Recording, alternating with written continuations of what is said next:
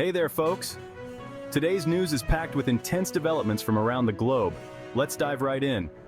First up, Bangladesh is in turmoil. The country is witnessing widespread protests and violence, all sparked by the citizens demanding justice for students killed in recent demonstrations. Protesters are calling for the resignation of Prime Minister Sheikh Hasina, blaming her government for the escalating chaos.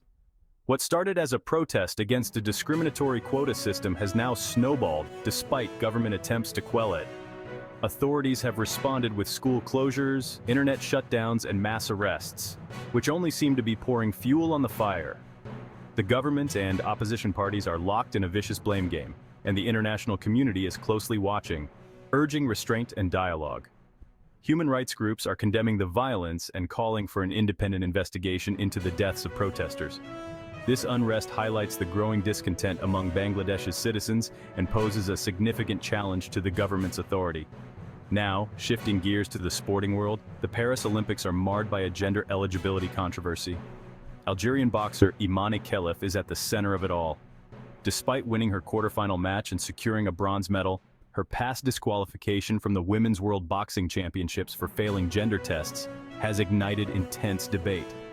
The International Olympic Committee, or IOC, has reaffirmed Khelif's eligibility, stating she has always competed as a woman and meets all participation criteria. However, this controversy has raised serious questions about the fairness and transparency of gender testing in sports. The IOC criticized her previous disqualification as arbitrary and emphasized its commitment to inclusivity. This case underscores the complexities of gender identity in athletics and the need for clear, consistent guidelines to ensure fairness for all athletes.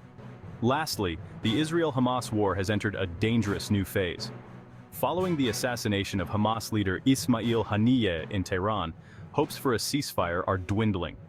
International calls for de-escalation are growing louder. The United States has ramped up its military presence in the region, deploying additional troops and warships, with the Biden administration under pressure to broker a ceasefire and prevent further bloodshed. Meanwhile, the humanitarian crisis in Gaza is worsening, with residents facing severe shortages of food, water, and medical supplies. The United Nations warns of a catastrophic situation if the conflict continues, urging immediate humanitarian access to Gaza. That's all for today's update. Stay informed, stay engaged, and take care.